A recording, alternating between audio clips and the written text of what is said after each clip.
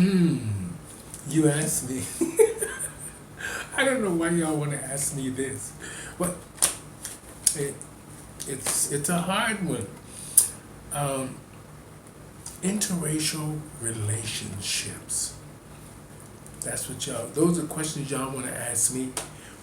Do I look like a type of person that will be in interracial relationships? Well, I, to be honest, I've been in many different relationships with all different kinds of different people. And yes, the last three relationships I had were interracial. I was in love or involved with white men, and there were the ups and downs like any other relationships.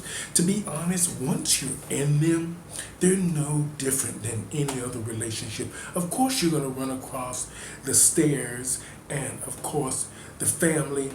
Maybe one is withholding the fact that your race is either black, or you're holding back the fact that your boyfriend or girlfriend is white. Those are just things that we dealt with for a long time with the last three relationships I had. But I think the reason we broke up with most of my relationships is because I was an entertainer and I was on the road, and I decided that I wanted the relationships to be over. They didn't want the relationships to be over.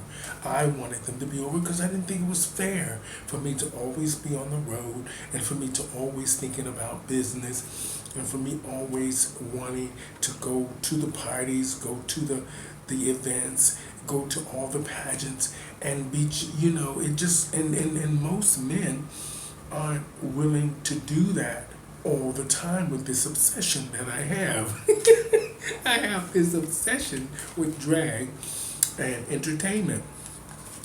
But what was the most difficult? What was the most difficult? The most difficult thing, I think, was going to his family's house, and the fact that they probably weren't used to black people being in their house. I don't think it was the fact that they thought that I was going to steal something, but I think many factors played into it. The fact that you're black, where did you two meet? How long has this been going on? Were you in my house when I was away? Y'all see that every video I do in Toronto, there are sirens, a fire alarm or a siren. If you listen to all of the videos, I'm going to do a video on that and let y'all see what I'm talking about, because I can't believe it. Every video I do, there's a fire alarm. Well, anyway, let's get back to the story. And I don't think the fact that they were used to black people being in their house, and they didn't know how to handle that, because I think they're first trying to understand, why am I in their house? I think that that's the first thing.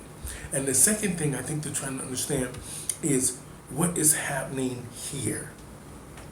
What is all of this? And now with gay marriage and all this stuff, interracial couples have a lot to deal with. From little children staring at them to, older adults saying, maybe you should have stuck with your own race. And I don't even think, for me, that wasn't it. It was just an attraction thing and having fun, and we just decided that we liked each other, we hung out a lot, and it just became something more. That's it. And I think that people today with interracial relationships, they can explain it a little bit more to families, because I think families now are starting to see so much of it that it's becoming not necessarily the norm, but it's got their attention. It's got everyone's attention that the cultures are hooking up with each other, marrying each other. I mean, when you work with black people and Latino people, there's going to be somebody there that you like and somebody there that you want to hook up with, and you never know, you might want to marry and have children. For me, I think it was just the fact of being around white guys a lot, because those are the bars that I work in. And they approaching me all the time about, buying me a drink or going to the movies or hooking up, these kinds of things. This would happen after dark, or on hookup sites, Grinder or one of those other sites, Tinder or Craigslist and all those kind of things. But now people are bold. They just come right up to you, even on the street. Hey, how you doing? I know you do this here and I know you do that there. You would like to go out sometimes. And sometimes it leads to relationships. And for me, the hardest part was the fact of not feeling uncomfortable in his mother's house. And I just found that they just kept staring at me. I don't know what that I don't know what it was about me that they just kept looking at me. And I wasn't like this. I was just me. And I was in the kitchen trying to help his mother cook and everything. And you think about when somebody's Irish and you're black and they're cooking this strange food and they're looking at it and she's asking you, do you know what this is? And you're saying, well, no, I've never had this here and all this kind of stuff, because I was trying to get to know the family. And we had been together for so long.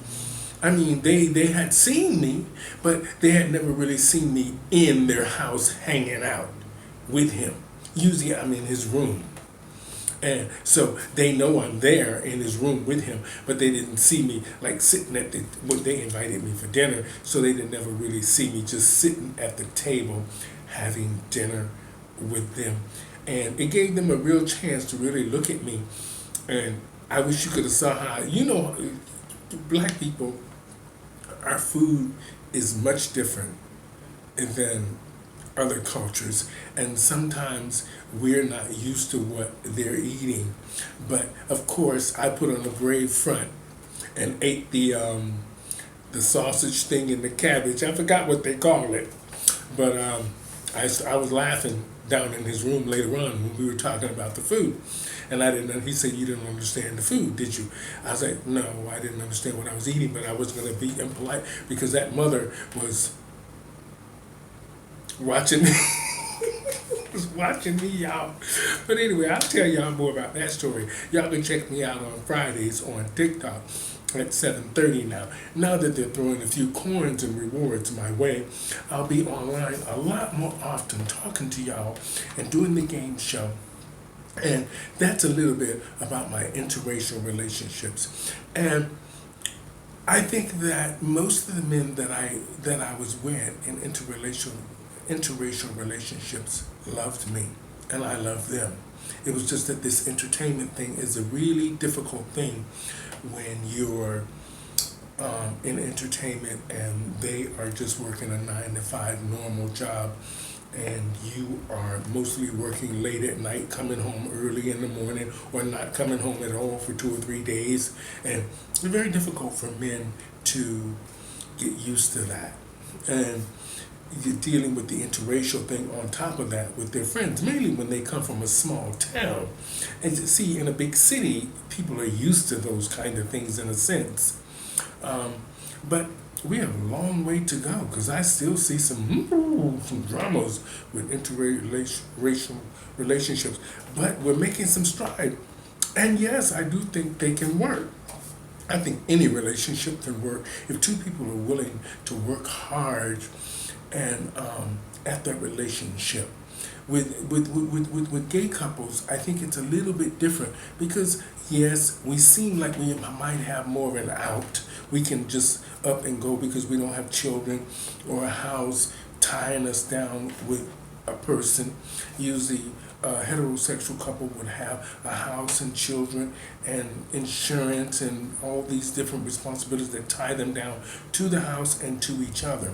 With gay couples, unless they're married, they don't really have that unless there's a real commitment between the two of them. And I think that when I was in the relationship with the 3 guys that over the years, I wasn't willing to. I always wanted to have my own. Even when I was going through my hard times, I really didn't want to ask them for nothing. I always wanted to be independent. And guys have a hard time dealing with women or people relationships where the person wants to be independent. And I'm an independent woman. And I like being single. I mean, one day I might like to be in another relationship, whether it's interracial or just whatever it is, as long as it makes me happy. But until then, we will see y'all Friday, and I will give y'all more tea on interracial relationships. We'll talk about that on Friday. That'll be the subject after the game show. How smart are you? Until then, my friends, y'all take care of yourselves. Over and out. Pronoun Dee Dee and the Stephanie Stevens Show, coming to you Fridays, 7:30.